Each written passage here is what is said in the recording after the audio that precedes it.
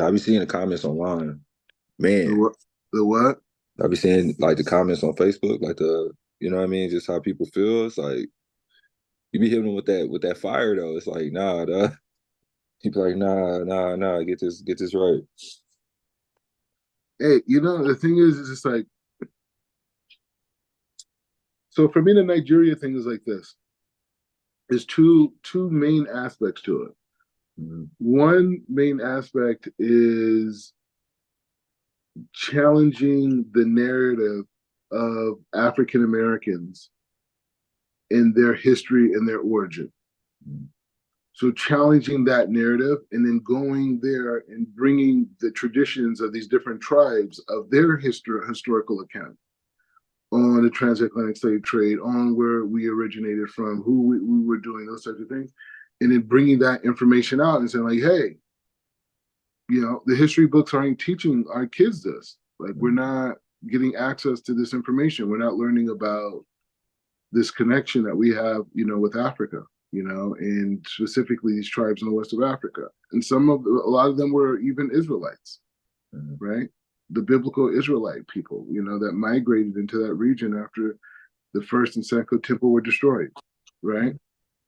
So that's one level, right?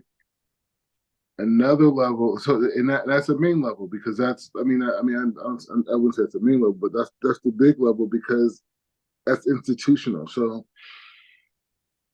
Um, so that's a fundamental battle area for the whole movement is that issue right there, right? Next to that issue, right? The next to that issue is the dynamic of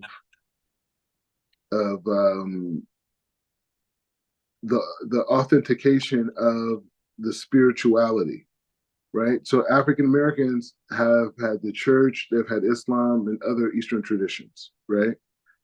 So the argument that we're making is saying that, well, you know what? Actually, these were our traditions in the west of Africa, and they were rooted inside of they're rooted from the Bible, as we were descendants of the people who received the Bible on Mount Sinai, right? And so that aspect of saying, okay, so as African Americans, we can apply the Torah, we could apply certain traditions from the Igbos and the other tribes in the west of Africa, like different traditions, marriage, this, different customs, whatever, but incorporate it with our North America traditions, Mm-hmm.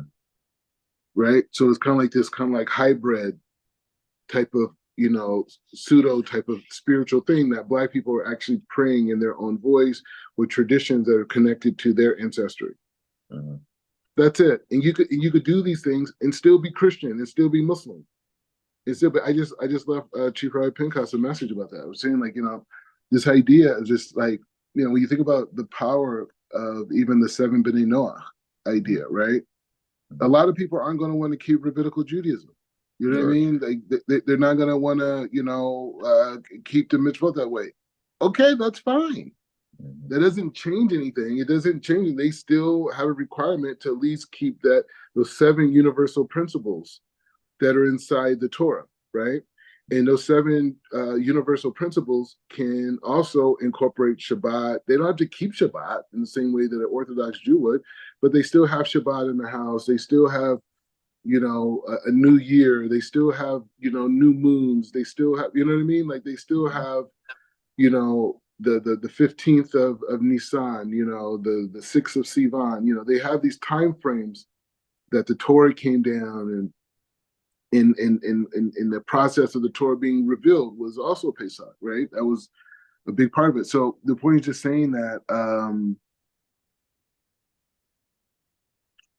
the point is just saying that so that system of spirituality is something that doesn't have to separate a person because they're Christian or Muslim. You know what I mean? Now there are going to be people who are Jews that are Dafka Jews, but I don't think that has to be synonymous with Israelite culture from the west of Africa. right? Because they're not holding by the Talmud in that way. They're holding by the Mishnayot per se, but it's really more in their head. It's not like a book. You know what I'm saying? So I think like it's much more beneficial to look at the entire African American community and bring in this information. Obviously, you have your early adapters, and the early adapters are going to be the people who identify as descendants already. You know, people like yourself and like Amari Stoudemire was like this. You know what I mean? He already identified, right? So, so those are the two main objectives. Going there is to be able to get the information.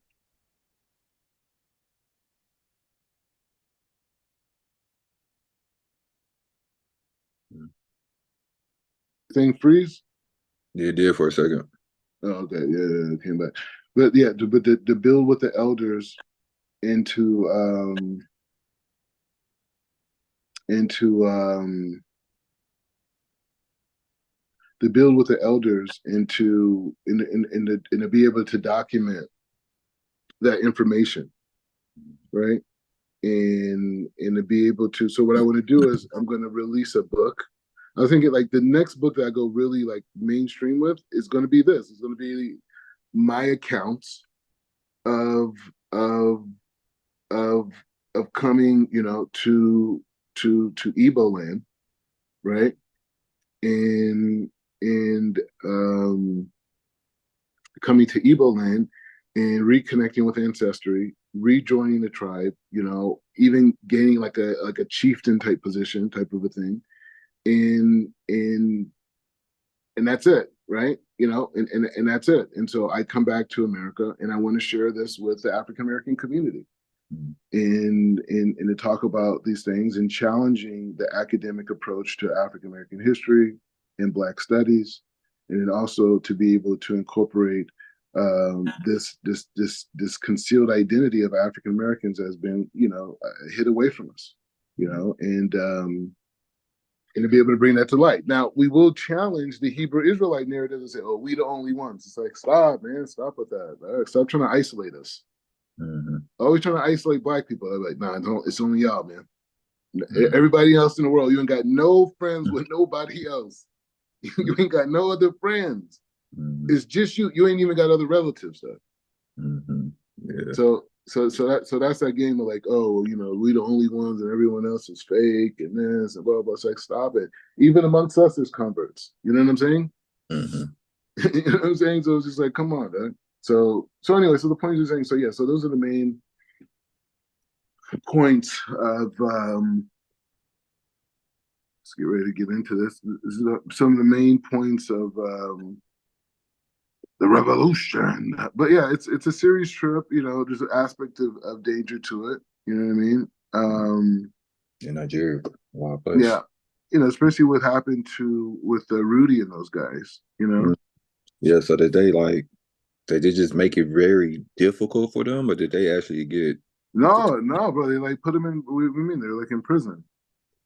Oh, I didn't know they was in prison, dude. They're still in Yeah, prison. they locked them up in like cages there. Yeah. Wait, were we on 12? Are we on 12? Yeah, real 12.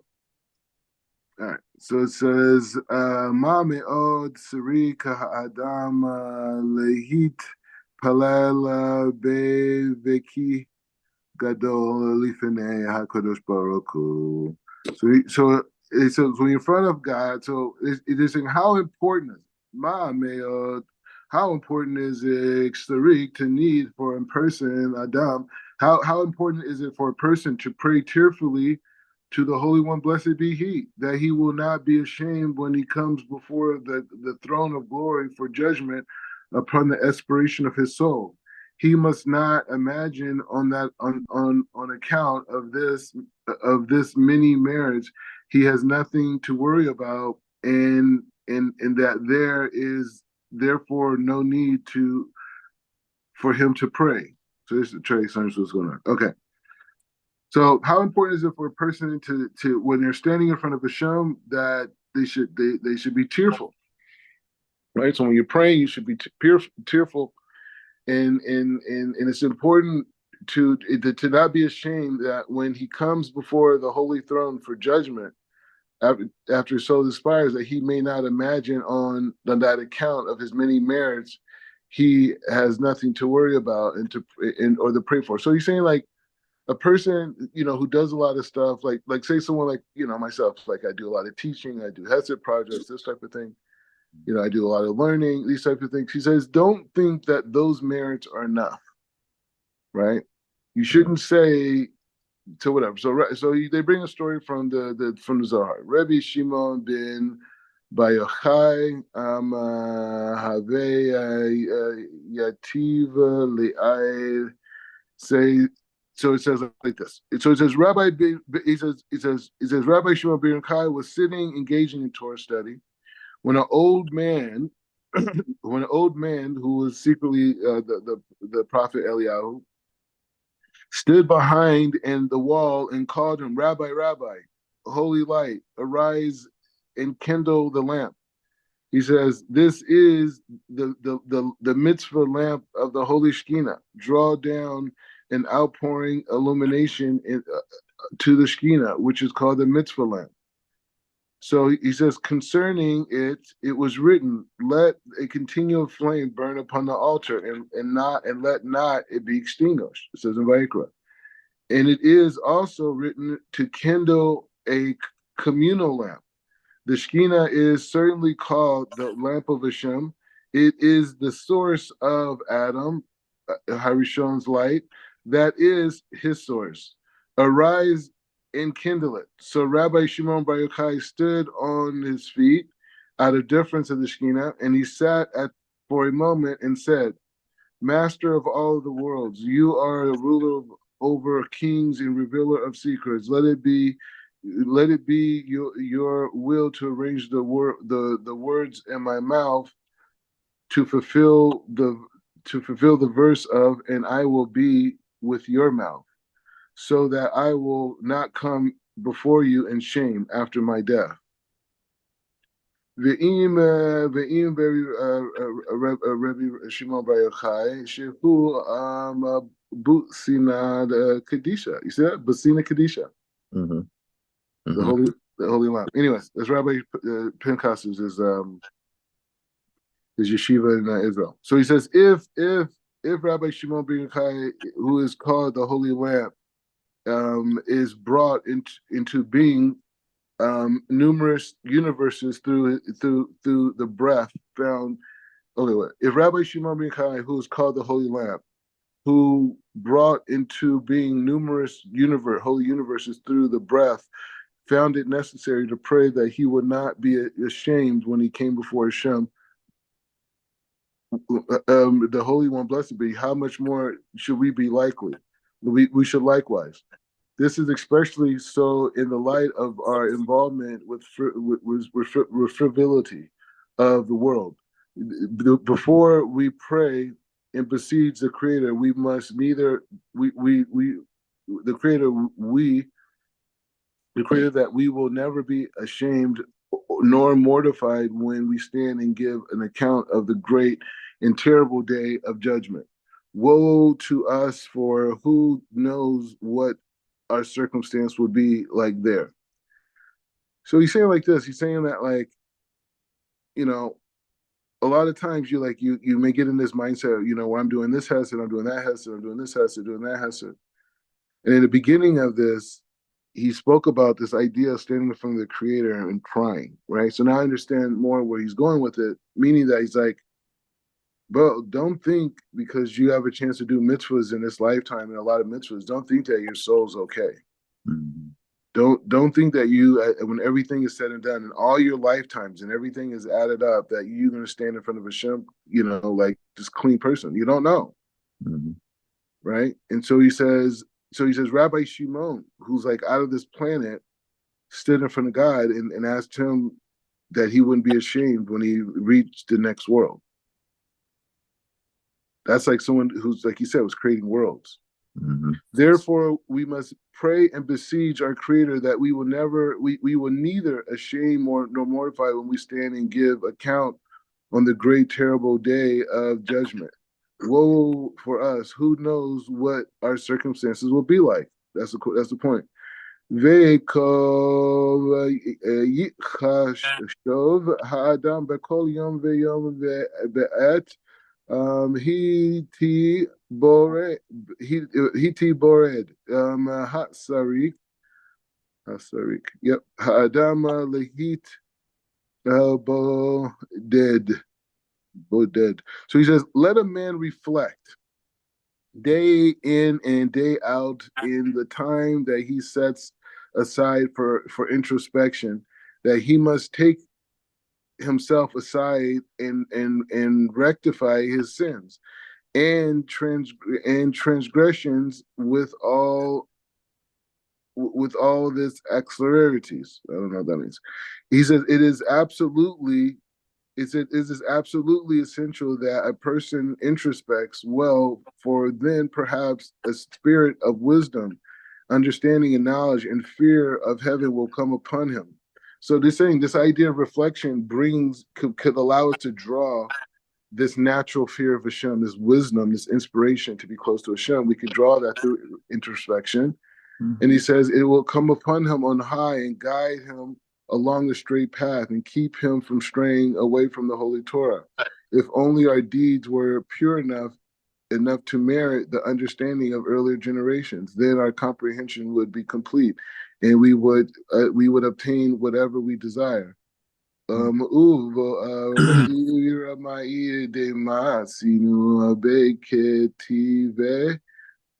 Hakadosh Hasid Rabbi Chaim Vital. Oh, Rabbi Chaim Vital.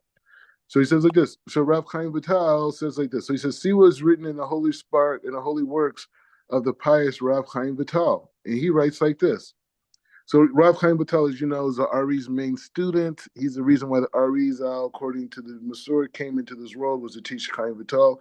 Chaim Vital took that information and he packaged it into the information that we have today, which are the teachings of the Arizal. So he writes like this.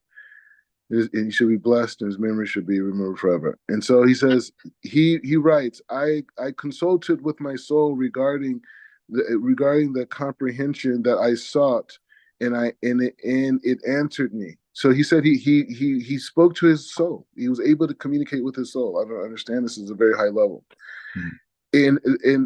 So he says, and I saw it, and it answered me with that I must fast in a sackcloth and ashes for 40 days straight.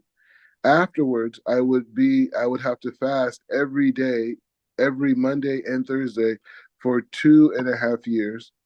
And at last I would achieve total comprehension without any interference from the Sitra Achra. My soul, this is all you right now, right? My soul also said to me that after I had conducted myself with the sackcloth and ashes in the fasting for an entire month, it would be compelling.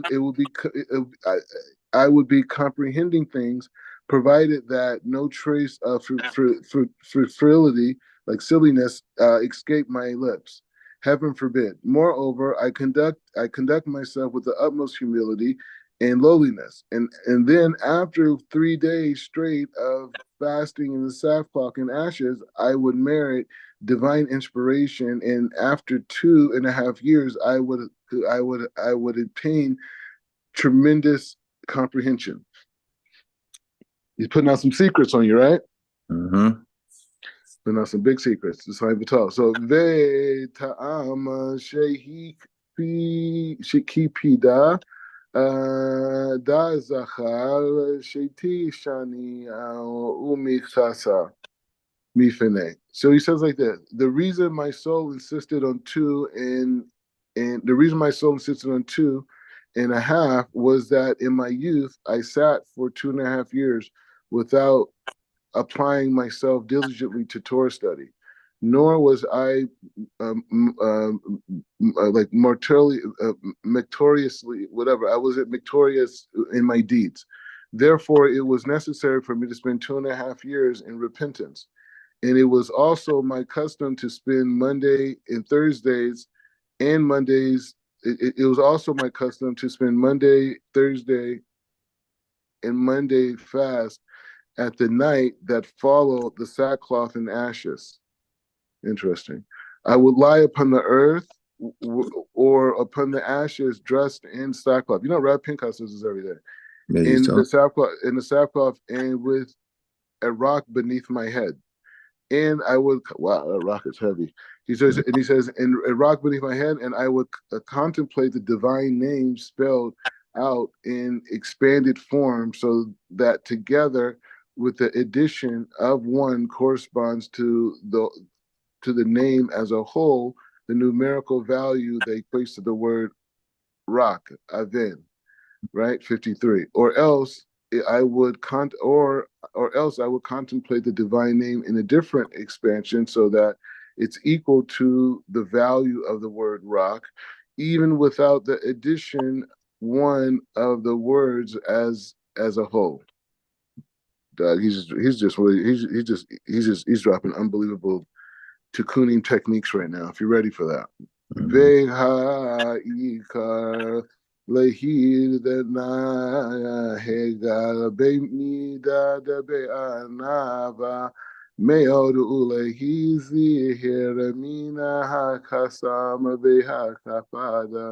So anyway, so he says, and the most important thing was to behave with great humility and to avoid anger and pendulence. The Arizal warned me to observe scrupulously all that my soul had told me, for undoubtedly in the course of a specific period I would encounter hindrances to distract me from the course of repentance outlined above. I would also find it difficult to bear the yoke of my self imposed affliction. However, the choice was mine, and I would have to see that I overcame these obstacles with heaven's help. A few days later, so he didn't keep everything on time. He failed sometimes, but he got up and went on. Right. Mm-hmm. A few days later, on Thursday, the Arizal said to me that I would experience with my own eyes a very weak and that this very week the embrace of a certain spirit of holiness and purity. This would be the sign that the heavens was assisting me by dispatching this spirit of holiness to keep me from slacking from the course of repentance and to imbue me with the strength and the courage to obtain a high level of comprehension. He also informed me that I would obtain divine inspiration, Haruch Kodesh, as indeed was the case. My teacher, the Arizal, told me that I had merited this because I possessed such great longing for new insights into the Torah. And it was because of this that my soul assisted me. The Arizal assured me that another soul, one of the souls of the righteous, will soon be um, in, intergaged within me throughout the principle called conception. This soul would aid me and increase me in my awe. Oh boy. Vehaika vezu vekuta ha naava veuzekuta vehagir e vehaha shaga betorat Hashem. So he says the main way to merit comprehension of Hashem's Torah was through the two attributes of humility and was from the two attributes of humility and awe, as expressed through the restriction of one's speech to the absolute necessary. Thus, we find regarding pious men who appear to his wife in a dream after his death. When she saw all that his hair in his head and his beard were glowing like a great torch, she inquired, "Through what did you merit such tremendous illumination?" He replied, though I was pious, I did not merit such illuminations. Were in were in not for my practice of restricting all speech unrelated to Torah, and all to and all to the minimum. And he said so anyway. So he's bringing a story. He's bringing in a story about a guy who comes to his wife after his death, and he was just completely like on fire, right? And she asked him, "What did you do to gain this illumination?" And she says, "Because it's not because of my piety." He says, "Because I restricted my speech to things that were not limited to Torah and all to a minimum." So he would talk about things that were not connected to Torah on a very, very limited scale.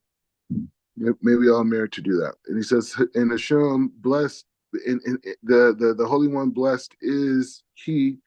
Took note of this and rewarded me, restraining my voice. For the Holy One, blessed be, watches over those who minimize their discussions of mundane matters, and who desires nothing other than to cling to the all of Hashem. ועוד הוא מופת לכל המאדרים. ללך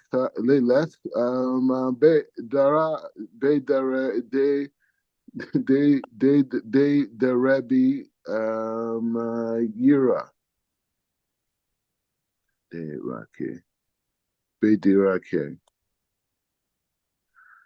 He says it is a sign on behalf of all of who pursues the way of all, that through this they perceive special protection from the Creator to give them from stumbling in iniquities. Heaven forbid.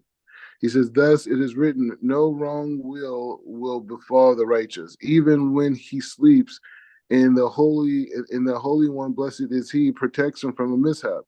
וכמה שאר לחסיד אחד פעם אחד נדיב ולא החלום באחת המים הכיתות שללת קדימות אשתו.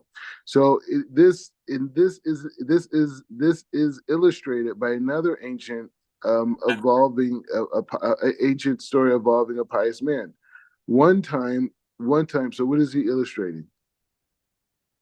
Okay, we're going to see. So he says, one time, one of the cohorts of Lilith, we know what that is, appeared to him in a dream, disguised as a woman in order to lure him into wasting seed. Just because just as the version was beginning here, heard, but just as the vision was beginning to, he heard the sound of a fist pounding on his door as someone had come along and was banging upon it forcefully. This continued until he awoke. Then the pious man recognizes the loving kindness of the Creator that he brought him. So anyway, so this guy was dreaming, and this girl was there, and he's flirting with this girl, whatever, this whole thing. And that obviously was a demon coming to take his seat, right? And so in the middle, while he's really getting into it, right? He's so close, he hears this loud banging on his door, and he wakes up. Mm-hmm. Right? If you ever had the experience, but there was no one there, right? Mm-hmm. And so when he woke up, he realized that this was the Creator that came and was giving him a sign to save him. Umize yirae hadama sheha kachoba roku kapets beimida debe kadusha vehita chareda alkena ama esa hayeusa. So anyway, so he says, from this excerpt, one can see that the Holy One, blessed be He, desires the quality of holiness and purity. Therefore, it is advisable for every Jew to arouse himself to repent in even a small way. After the dictum, which applies to the state that one who comes to purify himself even helps. If one comes to purify himself, heaven helps him. He says, then he will be able to grid himself like a warrior to repent in a major way, and let him develop the habits of washing hands, so that he may pray and study in purity. Through this, he will merit, with the sage's promise, the purity brings the holiness. And since a person's hands are primarily focused on purification, now I present to you a brief chapter dealing with this subject on its own.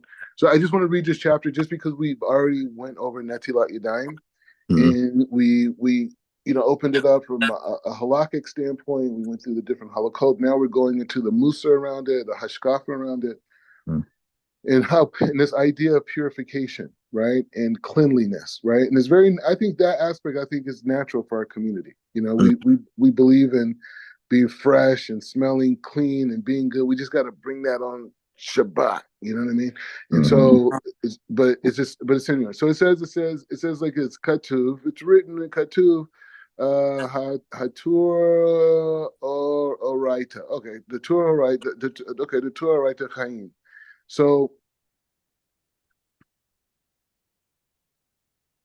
so it's written in the Torah Orach HaChaim that a person should wash his face and wash his hands in the morning to remove evil spirits that attach themselves to a person when he's sleeping. For this reason, a person must also wash his face and hands when he is sleeping during the day, and most certainly when he's sleeping at night. והנה ראיתי שרוב העולם אינם נזהרים בזה. So he says, I have noticed that people are not very like meticulous about this matter. When they sleep at the daytime, they do not wash at all, and even if they do, they only use a small amount of water. Even in the morning, when the hand washing is certainly obligated, they use only a small amount of water that is insufficient for a single hand. Yet with this, they wash their both hands and face. This this these people believe that they are purifying themselves and washing in this manner, but in fact they're only adding to the impurity of their hands and their face. The sages have taught in numerous places in the Gemara, in the water itself is very susceptible to defilement. ולכן צריך האדם ליטול מים לנטילה של אחרית וכן. So he says, and therefore, when a person washes in the morning and also after sleeping in the daytime, one should first pour 3 cups on the right and then remove the impurity that's settled upon it during the sleeping, and then a fourth time for the remaining defilement. After one pours 3 times on the left, he removes the spirit of impurity resting upon the hand, and a fourth time to remove the remaining water. So he's saying like, and finally one washes the face and rinses the mouth in whatever way they choose. Okay, so we wake up in the morning, 3 times on the left, 3 times on the right. But what he's saying is that the first 3 times are there to remove the defilement, and we do a fourth time to remove that water that removed the defilement. Mm-hmm. And then after that, then you wash your face, right? Because your hands are now clean, right? And then he said you should put water inside of your mouth and rinse your mouth out. Mm-hmm. Vehine re'iti ame harasot, and this is the ways of my rabbis too, by the way. Shehim notilim rach rechisa achat al yado. So he says, and I have noticed whoever that I've noticed however that many arrogant people wash their first hand only once, and then they immediately wash the other with the defilement spirit upon it. This is a manner that only increases defilement of their hands. They then they wash their hands, and then they wash their face, defiling that as well.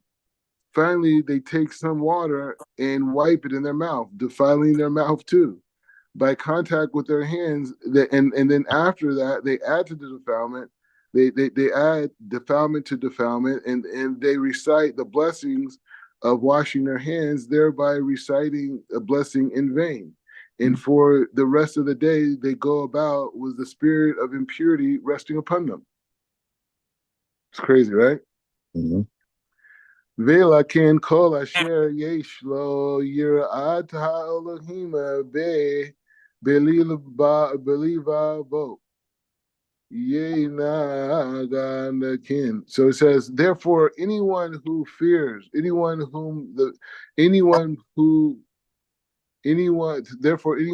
for whom the fear of heaven is close to heart should conduct themselves as the sages have ordained. Let him pick up the vessel in his right hand and pass it the water to the left hand, and then let him pour with the left hand upon his right 3 times, and in the same time the volume of a revius. Remember, revius is like, it's like a cheekful of Mm-hmm. water, right? So, but you want to fill your cup all the way up, right? And he says, then let him pour a 4th time to rinse the defilement water from his right hand. Next, he should pass the vessel to his right hand and pour it to his left hand 4 times. Only after he's done this should he wash his face and mouth. Let him conduct himself in this manner after sleeping in the daytime, as well as the spirit of impurity settles upon him.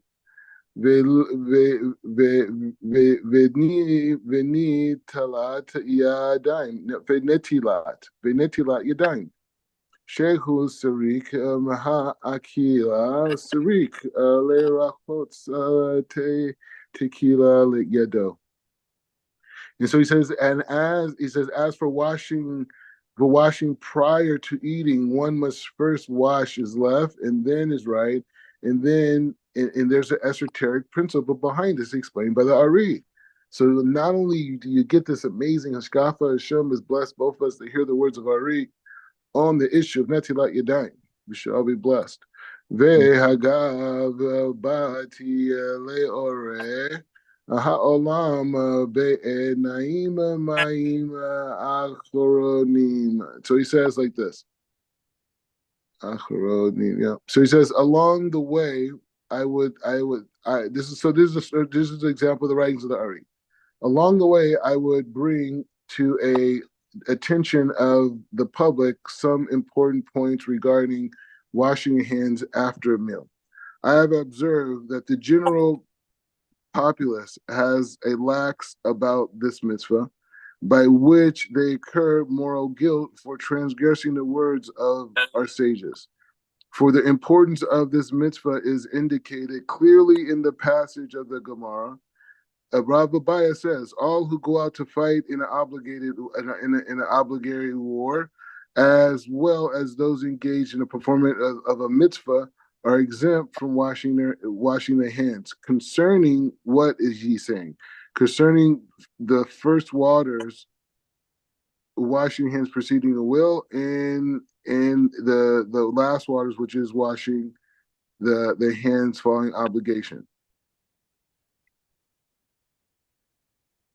Okay, so what do you think he's saying? I think they're going to go more into the next one day. He's saying that, he says, along the way, I like to bring attention that the point of hand washing after, he said, the important points regarding hand washing after the meal. He says, I observed in the general populace that is a lack approach that occurs moral guilt for transgressing the words of the sages. For the importance of the mitzvah, it is indicated. So he's talking about the importance of this mitzvah of washing afterwards. He's saying everyone knows, I guess he's saying everyone knows about washing before, but the washing afterwards, before we say Birkat Hamazon, right? After we finish our meal, we wash our hands, and we prepare our hands to come back and say the blessing of Birkat Hamazon. So he says, Abaya says, all the people who go out and fight who are obligated to fight war, right? So say there's an attack, right? As well as all those engaged in the performance of a mitzvah, like you're in the middle of something, are exempt from washing their hands, okay? Concerning what is that? He said concerning. He says concerning, and I hopefully I'm reading this right. He says concerning what this is said. He says what are you talking about? Like what does it mean that there's an exemption for washing one's hands? He says concerning the first waters, washing the hands. He says concerning the first waters precedes washing preceding the meals, but the last waters is washing is obligatory. So he's saying he's going very far. He's saying that okay. So he's saying that people we call it mind mikroning, right? Like people wash their hands when the meal's over. You're at the Shabbat meal and they're taking the food off the table. Which some people say you should leave the food on there, but take all the silverware off. But some people are taking stuff off. People are getting restless, whatever. So what do people do? They get up and they get prepared to do what we call benching, right? Which is saying the final bracha, right? And depending on how many men there, it determines what type of entry blessing we have. We have 10 men. This is certain way 3 men. But the point is saying before we do that blessing, we wash our hands. And he's saying people are very laxed about this. And he brings this a Gemara, and this Gemara is basically saying that if there was a war, that you can if you're doing a mitzvah, or you're going to war, that you could per se bypass washing your hands. And he says, what is this concerning? He's saying concerning washing your hands before a meal, right? He says that you could maybe bypass, and I hope I'm saying this correctly. And he's saying the washing after the following meal is obligatory. But he's bringing that to prove that there's an opinion of how serious the after bracha is. Ve'im keneim holeke milacha. No, he says milachama, and he says ve'o sede be mitzvot. And so he says, and even those who engage in battle or in the performance of mitzvot are exempt from other mitzvahs, are obligated to wash after the meal. So that's the clarification. Okay, we made it. We said it right. Those are not those who are not engaged are certainly obligated. According to the Zohar and other Kabbalistic works, there is a deep esoteric secret reason why the hand washing after the meal is more obligated than the one before the meal, as will be explained later in this chapter. Vehine masinu begimara de amerav Ashi, Rav Ashi. Ani Masi Melo Yadi Maya. So he says, and we find the passage in Shabbos that Rav Ashi is, if this is the same Rav Ashi is the one who pretty much was one of the main rabbis who compiled the Gemara, right? Just like you have Rabbi Yehuda Nasi in blessed memory, who compiled the Mishnah. Rav Ashi, as far as I know, is who compiled the Gemara. Hashem forgive me if I'm not right. So and he says, I wish with my hands full of water. He says, I washed my hands full of water, and I was granted a house full of goodness. In other words, because Rashi used to pour a full glass of water over his hands, whenever he washed, both before and after the meal, the Holy One, blessed be He, repaid him by filling his house with wealth. For Rav Ashi was very wealthy man. So this is the intro. Yeah, this is the same Rav Ashi. So the thing is like this. It's a very interesting point because normally when people wash their hands afterwards, they usually just wash their fingertips. I don't know if you've ever seen that. They just do this little fingertip, pour their fingertip, like, you want to get this off. Here you're saying something different. He says, no, you should use a full cup of water. Rav Ashi says he used a full cup of water for Netilat Yadayim after the meal, not just before the meal. And he said because of that, he was blessed with a house of wealth. He said this is because when a man dines at home with his family, numerous harmful spirits would like to partake of the meal. This is why, for example, earlier generations were careful not to drink even drink numbers of cups, lest they be endangered by a certain category of harmful spirits. Similarly, the sages instituted washing after the meal to remove the foulness from one's hands, so these spirits of the filth would not settle upon them. Okay, so that's a great explanation. So the sages of the past says they were able to see in the generation that they were in that there was this kind of like a certain klipa that was connected because of the ruknis, the kedusha. Like right, anywhere that there's holiness, there's an aspect of satan there all the time.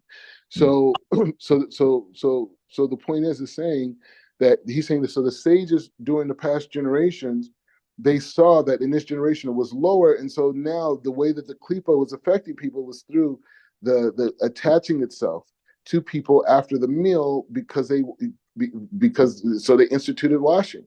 They instituted washing to the, and I was in a generation that was much higher than us. So imagine what it is now, right? And so he says, because of this, the foul spirits wouldn't go upon them.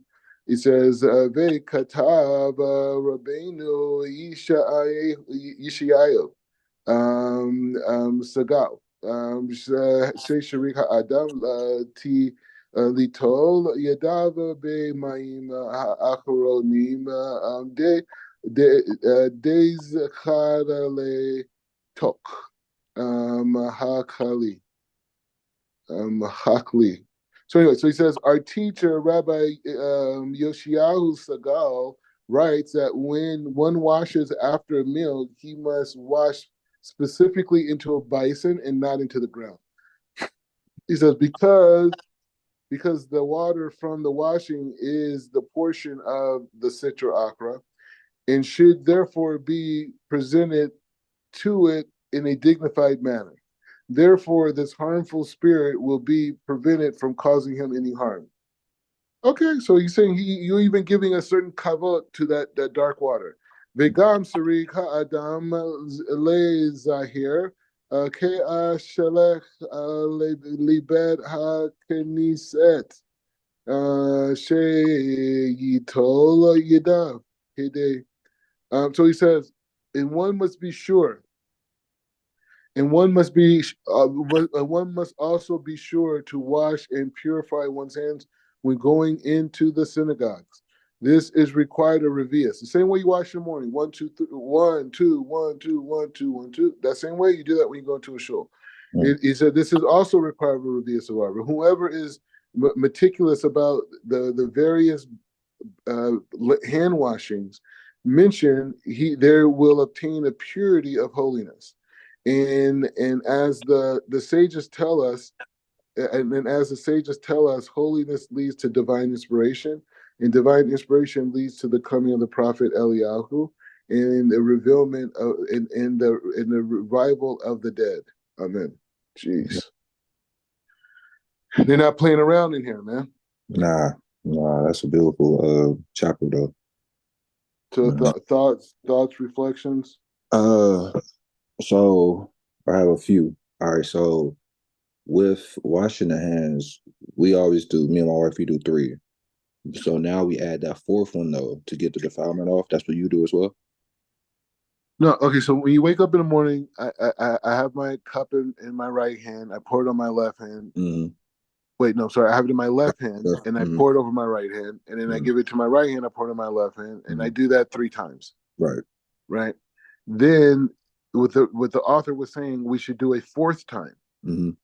And the 4th time, the reason for the 4th time is that it pours off the water that was on our hands that removed the defilement. Okay, so you do 4. Yeah, I always do 4. I even before I knew this way, my rabbis always do. All my rabbis do 4. Do 4. See, we've been doing 3, so we'll have 4 here now. So Aruch HaShem. I have 2 more. That point about the dream he had was very interesting because it says that she showed up as his wife. You know what I mean? Like something that's permissible to him in a sense. So it's like, oof, when you get over those levels, man, it's gonna come real stealthily, you know what I'm saying? Like you gotta really be on guard. You gotta really, you know what I'm saying, be mindful because the higher up you go, this test score is gonna be a little different. They're gonna hit you a little different. That stood out to me. And then it's another thing, but I'll tell you at the end, Rob. I don't know how to explain it. I thought about this when I was talking about the spirit that would be, he would be imbued with a spirit by, doing certain things. And Rob, I got this thought, and I'll run it by you at the end of this class, but it's kind of interesting, I think. Yeah. All I don't right. know. So definitely. So okay. So the key thing is like this. Mm, The question is when we're trying to understand like a holiday or we're trying to understand something in the Torah, you got to understand. So how do you learn it? mm, Right? Like if you want to understand, like for example, Hanukkah, how do you learn Hanukkah? Like how do you understand how to learn Hanukkah? Okay, it's a holiday. Okay, it's it has a historical connotation to it. The Greeks, the Maccabees. You know, you have you have different halakot for Hanukkah.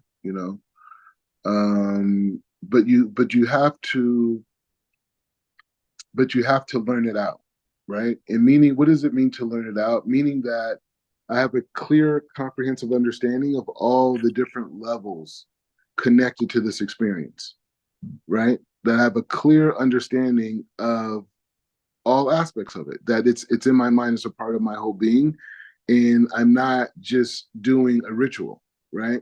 So, for example, um, so we have to address a few different things with Hanukkah. But the central element with Hanukkah is what? The Hanukkah, right? The menorah, right? And so we got to be clear on the menorah, right? We got to be clear on it. Where's it at inside of the Torah, right? We had to be understand how the sages understand what was written inside of the Torah, and we have to understand the dynamics of it, right? How it's physically was described in the Torah. So some of it we want to learn could be a little bit dry, right? But we're building the intellectual framework to understand that when we look at that Hanukkah, when we light candles, when we have oil, when we do it at a certain particular time, all these things are going to have deep relevance and it comes to life, mm. right? It's not just a dynamic that you do it and it's a good feeling, this, whatever, but no, the whole thing's going to come to life, right? Okay, so let's go into the screen life. But this is the way that we would learn how to learn things in yeshiva. We will learn every aspect of it, Mhm. and from there, that. Okay, so we're going to start with the idea of the Hanukkah, known as the menorah, and the Hanukkah is literally like the basis of Hanukkah, right? Like being able to light this menorah and to be able to do it. So the question is, where did this Hanukkah come from, right? And what was the context around it, right? And what's going on, right? So if we go to Exodus, right, we will see this dynamic of what's going on. Like God is building this holy this is like the times of Moshe, the tabernacle, and putting it all together. And so now here's the concept. This is the beginning of what we would know as the menorah, right? In this structure, when we reading this, we're not just reading the structure, we're also gaining the fact that these are the words of God, right? And these words of God are being communicated through Moshe Rabbeinu. And so this context, this structure that's being outlined, the structure of the menorah itself, is connected to the endless world, right? So when we're utilizing this, we're connecting to this. We're saying like, no, this is an instrument. This is a spiritual technology from the other world that was brought into this reality. It did not exist before, right? So he says, just to go through it fastly, I'm just going to just read English. He says, "You shall take the lampstand of pure gold, and the lampstand should be made of hammered work, and you shall paste it in its staffs, its cups, and its quetzals, and the pellets to be one piece." I just want to say, "Ve'ashita the menorah zahav tahor mikasha." I say, I know I wasn't going to say anything, but there's anytime you get a chance, you gotta say it. So, anyways, okay. So this is the beginning. So he's saying, so Shem says you should take a lamp stand and be made hammered out, right, and based in shaft and cups, the whole things, and it'll be one piece, right? So it says, Vesisa kanima yotziima benitzdaha shalosha. So he says 6 branches should be issued from its sides, 3 branches from one side of the lampstand and 3 branches from the other side of the lampstand. Shelosha geviim mi shukadim be kane ha achad be fator. He says on one branch there should be 3 cups shaped like almond blooms. Each of the cats and the petals on the next branch shall be 3 cups shaped as almond blooms with catals and petals for all of the 6 branches issuing from the lampstand. So now we learn about the base. Now we learned about the structure, and we could get an idea what that 6 and that base is connected to, right? The 6 Mm-hmm. there in pin, the base malchut, we got it. Mm-hmm. So we have that, and now there's bringing an additional level on these branches, which are little cups, right? Uve, it says uve man nora arba gavim meshu kadim. So he says, and on the lampstand itself, there should be 4 cups shaped like almond blossoms, each with collets and petals. And so it says, Kaftar Tachata Sheni Maha Kanim Mi Mena Vekator Chanata Sheni Hakani. So he says, in a calf goes one piece with the other underneath a pair of branches, and the cat and the cow and the cow X, I don't know, one piece with it underneath the second pair of branches, and the cat of a one piece and underneath the pair of the branches. So all 6 branches issuing from the lamp thing, right? So this is the structure of the menorah. We're going to keep going. Kefa Torah Hemavikanotam Mimena Yehivu Kula Mi Kasha. So he says, and their castle and their stems shall be of one piece with it, the whole of the single hammer of place of pure gold. So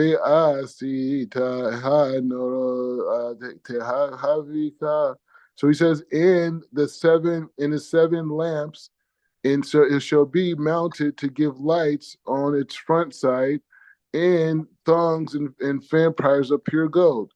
It shall be made of the furnishings of pure gold, and note well the following patterns, for them are to be shown on the mountain.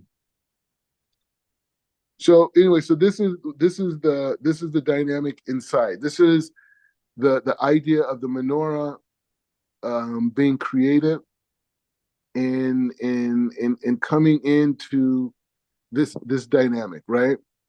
And so here's later on in Numbers. It says like this.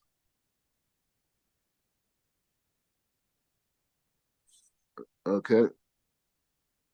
Okay, so it says, Vaydaber Adonai El Moshe Lemor. And he says, Hashem spoke to Moses. He says, Daber Aaron be Amarata alav beha'alotech echa hanora ed hanorot el mulapine. And so he says, and speak to Aaron and say to him, when you mount the lamp, let the 7 lamps give the light for the front of the lamps. Via say kin aron alamula pine ha nora ha menorah ha. He says, and Aaron did so, mounting the candle on the lamp scales, as for he had as he was commanded. It says, "V'zeh ma'aseh v'hame nora mi kasha zahav ad yiraka ad pircha mi kasha he." So he says, and now this. He says, and now this, the lamp. It was made. It was hammered work of gold, hammered from base the base from base to pedal. And according to the pattern of God has shown Moses, so that the lampstand. So the structure that we have of the Hanukkah itself is something that derives from a God structure, that the of God's structure of that. So we're pretty clear on that idea, right? That the structure of the Hanukkah goes all the way back to the tabernacle, the Mishkan, right? And when they were designing the Mishkan, this was an integral piece to be able to light lights, right? And so it says, so where's this idea about candles, about oils, these types of things, right? Let's try to figure this out. So this idea originates also in Exodus. What does it say? So he says, Ve ata ta'ave ve'ed b'nei Israel v'yikachu elekaka shemin zayit zaka katit lemor. So he says, and you shall instruct the Israelites to bring you clear oil of beaten olives, eating for lighting and candling regularly. And he says, Be ohel me od me kutz li farochet asher al ha'edut. So he says, and Aaron and his sons shall set up the tent outside of the courtyard and the pack and burn from the morning, from the evening, and it shall be due. So they put it outside, right? They put it in the curtains, on the curtains, outside the curtains in which overlook the ark. So we're doing the same thing on our window sill. And he's saying, and it shall be due to the Israelites for all time throughout the ages. So that's the support on this idea of that. So that's in Exodus, and we know a lot of things. The numbers are repeating, so we hear it again, right? So that's the structure. So we hear it again. So he says, Daber Aaron ve'amrata alav be'ha'alo te'echa et ha'nerot al mul p'nei ha'menorah eiru. So he says, and speak to Aaron and say to them, when you mount the lamp, let the seven lamps give the light at the front of the lamp. I think we just read that. He says, but when he say to Aaron, when you mount the lamp. Okay, I think we just read this. Yeah. We just read it. Sorry, they just burned the same verse on the same thing. Okay, fine, fair enough. Okay. So all right. So this is the idea of the lighting. And here's another commandment. It says in Sav ben Israel, command the Israelites to bring clear olive oils from the lights, from candling the lamps. So what we're getting through this whole discussion, we're going down all these sources. Why are we going down all these sources? Because we're ingraining into our mind that the menorah itself is structured exactly in the frame of God giving over to Moses, right? Is it made of all gold? No, we're not the Rockefellers. But the point is just saying, like, it's the structure, right? And it's the usage, right? And then so the whole idea of having the structure that has areas to pour oil, we are seeing that is also in the Torah. This is also part of the technology, right? And then we're also seeing the lighting itself is also inside of the Torah. It's also technology, right? So we have to be in the mindset of understanding that this, when we're doing a Hanukkah, when we're lighting a menorah, no, we're connecting to the shape, the structure that God gave up to Moshe Rabbeinu, right? In the same traditions and techniques, we're doing that as the same way as well. Be'ohel moed mikutz le'foraket asher al ha'o ha'adut yirek oto Aaron be'nav ma'arav be'ad boker lifnei Adonai mechuketat. So he says in Moshe, he says, Aaron and the son set a fire. Right, we just read that outside the tent of meetings. So that wasn't. I didn't know why I just read that. Anyways, so so the point is saying that so the this idea of of understanding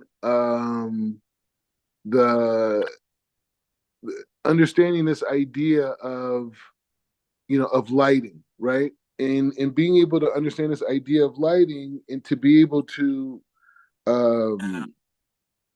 sorry, yeah, to be able to understand this lighting and to be able to put it in the frame of tradition, right? Mhm. And so I want to go a little bit more, see if we can find a little bit more information on oils, right? In that, because we want to connect to every aspect. We want to start building in our mind that the oil is also technology from God. The menorah itself is a technology from God. Putting the pieces on top of the menorah, that the vessels that hold the oil, is also connected to God, right? So it says like this in Leviticus: "Vayidaber Adonai el Moshe lemor sa ben Israel." I think I just read this. Yeah, I did. I think I just read this. He says Moshe spoke, saying, to the Israel, he commanded the Israelites to bring the clear oil of beaten olives for lighting, for a candle lamp regularly. And Aaron, they stood in front of the tip. So we just read that. And so here's another source to it. King David ascended. Shir Hamalol Davidine Mato Umanaim Shevet Acharim Agam Echad. So it says like this. So it says, and King David says, the songs of sin of David, how good and how pleasant is it that the brothers dwell together. It's like fine oil on the head running down the beard. So there's bringing a right on oil is, and seeing how the oil is used for anointment, running down the beard of Aaron, and it comes down over the collar of his robe like a dew of a Hermon, in that upon falls the mountains of Zion. In this, so this is the holiness of the oil. Is that the oil is it's not even on this world. We don't understand. Mhm. And so there are three harvests of oil olives each year, and each of them have different grades of oil that are produced. How is the first oil produced? One is picked just to see inside, just because it's a little bit longer. So we're just going into oils. We gotta go. We gotta be into these things. We gotta go into the details. This is how we learn things out. Okay, so Shiloh 18. Okay, so there's three harvest of olives each year. So there's three different times of the year where olives are harvested. In each of them, three different grades of oil are produced. How is the first harvest produced? One picks the ripe olive at the top of the olive tree, as those are the first ripened. They crush them in the mortar places within them inside of the bottom of the wicker basket. It has many small holes in it. Okay, the one picks the olives from the tree. Okay, that are first ripened, and he crushed them in the mortar. Okay, so he's going through the process. He said the oil would drip from the olives through the holes of the vessels placed underneath the basket. So they would put these olives inside of these baskets, and they would they crush them in with a mortar, I guess, with a brick, in a place inside of the bottom of this thing. Rav Yehuda says one position the olives are on the walls surrounding the basket.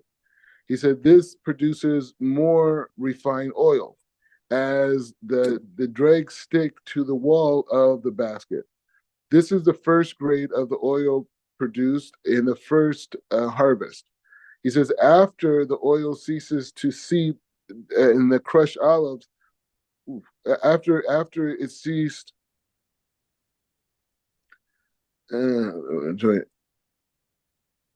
All right, the wood of being okay. So the first grape is the oils produced from the first harvest. He says after the oil ceased to seep from the crushed olives, one then presses down a wood beam upon them, causing additional oil to flow from the basket to the vessel.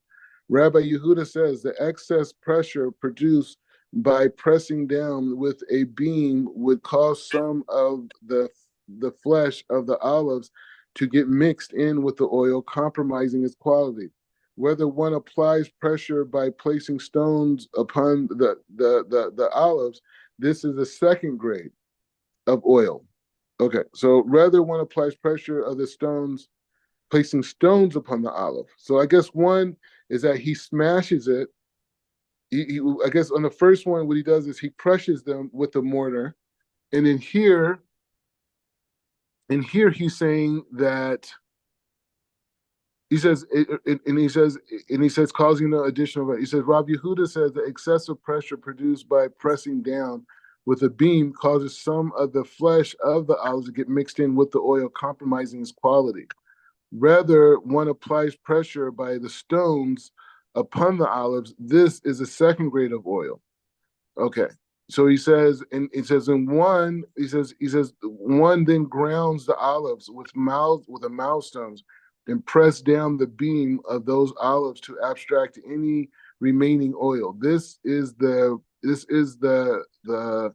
third grade of oil. The first grade is fit for kindling the kurubin, which requires refined oil. The rest are used for meal offerings. So one is used. So this third grade of oil. Okay, so this is third. So there's three grades of oil. One has to do with them, I guess, pressing down on them with a brick, or smashing them with a mortar. And so this is the first level. So the first level, the issue with the first level is that some of the skin mixes in with the oil. Then you have a second level, right? And the second level is produced by pressing down the beam, which will cause the flesh of the oil to get mixed in. Or blah, blah, blah. Okay, he says rather one applies by the stones, by placing stones upon the oil. So you're saying one is that you're smashing them, which will mix the skin in, and the second one you just put these stones and the weight of them kind of like press. And so this is the second grade, is that they press the olive stones pressed out with the beams and refine the oil. All right, so I'm getting this bad. I'm getting this wrong. Okay, so I'm not doing it in the right order. Okay, so so the first so the first okay, so the first thing is smashing them. Okay, that's hitting them with the thing, right? Mhm. And so the second level of the oil is the excess pressure produced by pressing down with the beam would cause some of the flesh of the oil to get mixed in. Rather, one only applies this pressure, placing the stones upon the olives. This is the second grain. Then one grounds the olives with a milestone and presses. So the second and the third, I think, are connected. Okay, because he says this is the second grade of oil. Then one ground the olives with a milestone and presses down with a beam on which the olives to extract any remaining oil. This is the third grade of oil. The first grade of oil is fit for kindling of the menorah, which requires refined oil. So he's saying the first one's more refined.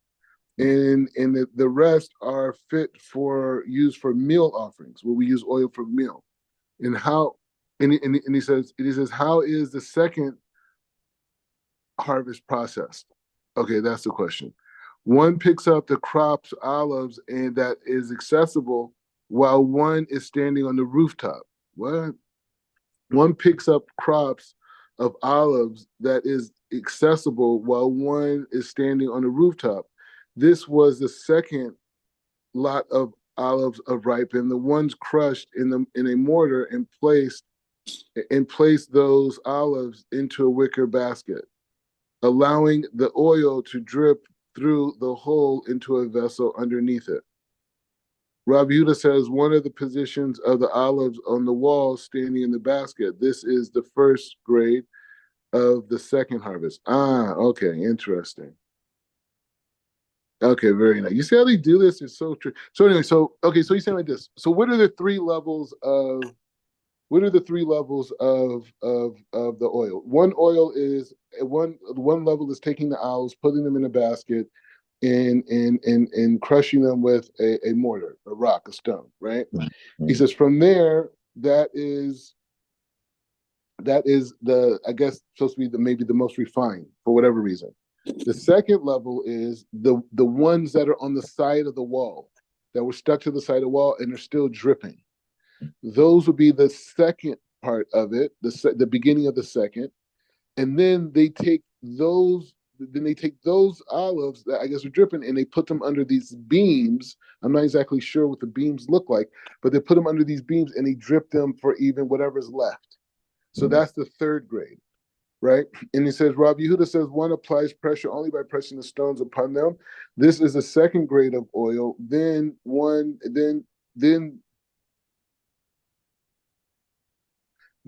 grounds. Okay, it's even more specific. Sorry. So what he's saying is that the first stage of oil is grounding them. The second stage of oil has two parts. One part is them dripping from the side of the basket, right? Rav Yudah says one positions the olives on the wall surrounding the basket. This is the first grade of oil from the second harvest. You understand that? So that's the first stage when it's on the wall. One presses down upon the olives with a wood beam, thereby producing more olives. So that's okay. So he says one applies pressure only by placing stones upon them. This is the second grade of oil. Then one grounds with a mild stone and presses down upon with a beam, thereby extracting remaining oil. This is the third grade. The first grade is fitted for candle lighting, and the rest are fit for meal offerings. Okay. He says, how is the third oil processed? He says the harvest consists of all the olives that will remain on the tree, one pack into a vat in a building of a house, the olives then pressed where it remains until it softens. Then one rises up to the roof and dries it off on the side. There's a lot of technical details, but we're just going to go through it. And removes the foul smelling liquid secreted from the olives while in the vat. And then one crushes the olives in mortar and places them into a wicker basket, allowing the oil to drip through the hole into the vessels underneath. Rabbi Yehuda says one positions them on the wall surrounding the basket. This is the first grade of oil. Then presses them down with the beam, and therefore producing more oils. And Rabbi Yehuda said one applies more upon them. They say, okay, so they're going through it, but the point is the same. The point is the same, because I really have to really figure out where you're going on that, because it wasn't so simple. But what was the main point? The main point is we're connecting to the process of the holiness of learning out a subject, right? And learning out a subject. And that was like a brief, because within that, all those things that we did, there's a lot of commentaries, there's a lot of details, those things. But this is how we learn a subject. This is how you learn out. You go through every aspect of what is involved into it, and you learn the source to it. You see, where does it begin in the Torah? Then how is it discussed amongst the sages? And then how it eventually becomes a halakha, right? A law that we hold by. And then by going through that, everything that you're doing, you connect to the endless world. The person who doesn't have such a thought, the best they could do, why is it the menorah there? Okay, we use it for Hanukkah. So what type of connection can you have with that? It's superficial. Okay, it's Hanukkah. The Maccabees died. I mean, the Maccabees killed the Greeks, God forbid. The Maccabees killed the Greeks, right? It was a whole fight. Okay, yeah, that's part of it. But we're talking about something that's out of this planet. We're talking about something that's connected to the structure of the universe, right? So when we think Hanukkah, when we think menorah, Hanukkah, we think about the Mishkan. Right after they received the Torah, before they received the Torah. I mean, right after they received the Torah, right? And we're talking about something that was an image engraved in the head by God in Moshe Rabbeinu, and this was a physical expression of it. This is an outer space thing. This is like an alien device, right? And this alien device has the power to remove darkness on a physical and spiritual level, but mostly on a spiritual level. Right? Because we're not using it for the benefit of the light, right? We're using it for the benefit of the holiness that it brings into the house. So when we have that, and then when we go into the details of the structure, because God doesn't just give details for no reason, we got to go into it. We got to see what's going on. What is it so important about oil? What is it so important about the wicks? We got to go into the wicks, right? What's the capsules, the structures, 3 on this side, 3 on that side, that. What is this? The whole thing. So we have to go into these things. And then we're going to have to learn even the Kabbalah, like how these things are expressing different levels of the spheros, right? And so now we're going to build a relationship just with the Hanukkah. We haven't even got into the days of lighting yet, in the different processes and the different outlooks, right? So anyways, we'll end it here because we could just go all day. And we got to go out and get this money going because Daddy got to go to Nigeria. Yeah. You got to go to Nigeria. We got to get this book. I got to do, bro, I got to go there. So the main thing is like this. I got to write a simple book that talks about the different traditions that they do there and connect it to Halacha. That's it. That's it. And making it like basically a family guidebook, not a scholarly book, a book that a mom could read, a single mom could read and put together a Shabbat for her kids. Where they could have a Shabbat, and the same with the Ebos, because the Ebos necessarily are not, their Amunah and these things are not necessarily connected to rabbinical Judaism. So it doesn't have to be behoens to that. You know what I'm saying? It doesn't have to be like limited to that. So, okay, if people want to follow halakha, fine, the whole lady. You want to be with the big boys, be with the big boys. But in general, people, can live a holy life, in a positive life. You don't have to. You don't have to, be an Orthodox Jew. You know what I mean? Just gotta be a good person. You know what I mean? And follow the laws. Now, other people, their souls are bigger, so they need more light. So that's why a person would do a circumcision and keep Shabbat and keep kosher and keep nida and keep those things because they're so I need it. Like I need those connection points. Like I'll destroy the world, maybe. Who knows, But the point is just saying, like, Baruch Hashem, Hashem gave me the tools that my soul needed, and now I could live in harmony with the universe, right? And so some people need that. Like Stoudemire, he needed that. You know what I mean? He knew about Hebrew Israelite stuff. He could have kept Noahide ideas and all that, but he needed more. Zachariah, L'chaim Oji, all these guys, they needed more. So anyways, all right, so we'll continue tomorrow about the Shem, continue with Hanukkah, going into the details. We haven't really went into the rabbinical discourses yet. We're just kind of like dealing with the items of the Hanukkah, but we'll go more into the rabbinical discourses as we go and really build out a clear understanding on the supernatural device of the menorah, the Hanukkah, and then the supernatural time of Hanukkah. Baruch atah Adonai le'olam, amen ve'amen. Kol tov, be in touch.